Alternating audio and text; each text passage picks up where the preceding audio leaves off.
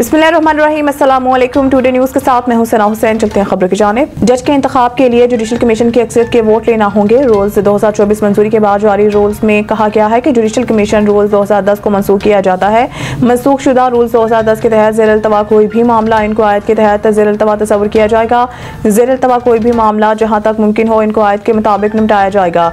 Judicial commission rules 2024 के मुताबिक judicial commission का सेक्रेटेरिएट सुप्रीम कोर्ट बिल्डिंग या चेयरपर्सन के तय करदा किसी और मुकाम पर कायम होगा। जुडिशल कमीशन सेक्रेटेरिएट के रिकॉर्ड को महफूज किया जाएगा। किसी शख्स की बतौर जज तकर्रुरी के लिए मेरिट का तयन आइन के तहत जज के हलफ के मुताबिक किया जाएगा।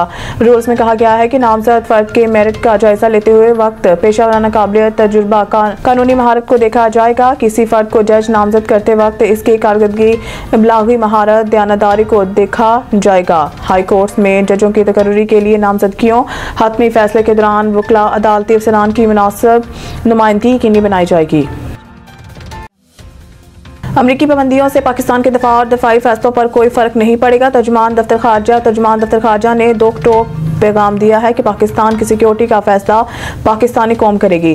पाकिस्तान पर माजी में भी बहुत सी पाबंदियां लगी मगर हमने अपनी सिक्योरिटी पर तवज्जो मरकूज रखी।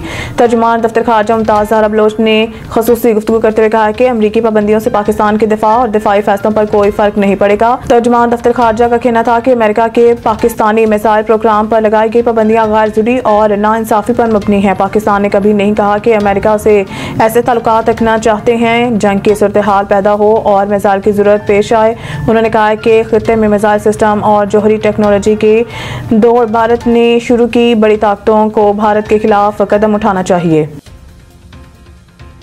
खैबर पख्तूनख्वा हुकूमत ने वफाक से जिला कुरम में FC तैनाती की दरख्वास्त कर दी। खैबर पख्तूनख्वा काबीना ने कुरम में अमन अमान बरकरार रखने के लिए अमली इक़दाम का फैसला किया और दस्तावेज के मुताबिक सूबाई हुकूमत ने वफाक से FC तैनाती की दरख्वास्त कर दी।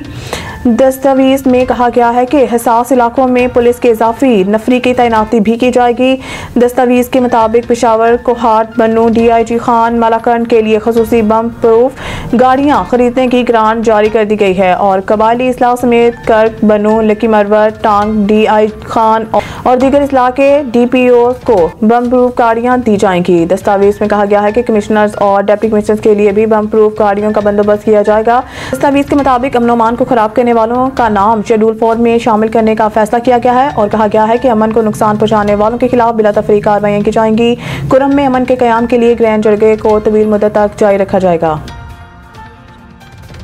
अमेरिका का पाकिस्तान में मिलिट्री कोर्ट से 25 शहरियों को सजा पर इज़हार तशवीश। तर्जुमान अमरीकी महकमा खारजा मैथ्यू मिलर ने अपने बयान में कहा है कि पाकिस्तानी शहरियों को 9 मई एहतजाज में मुलव्वस होने पर फौजी अदालत ने सजा सुनाई। फौजी अदालतों में अदालती आज़ादी, शफाफियत और इंसाफ की जमानतों की कमी है। मैथ्यू मिलर ने मजीद कहा कि पाकिस्तानी हुकाम आइन में दर्ज मुनसफाना मुकदमे और इंसाफ के हक का एहतराम करें। वाज़ेह रहे कि गुज़िश्ता रोज़ बरतानिया ने भी फौजी अदालतों के फैसले पर रद्द अमल देते हुए कहा था कि फौजी अदालतों से सिविलियंस को सजाओं में शफाफियत, आज़ादाना जांच पड़ताल का फुकदान होता है जिससे मुसलमाना समात के हक को नुकसान पहुँचता है। इसके अलावा यूरोपीय यूनियन ने भी पाकिस्तान में 21 दिसंबर को फौजी अदालत की तरफ से 25 शहरियों को सुनाई गई सजा पर तशवीश का इज़हार किया था। मज़ीद न्यूज़ अपडेट के लिए देखते रहिए टुडे न्यूज़।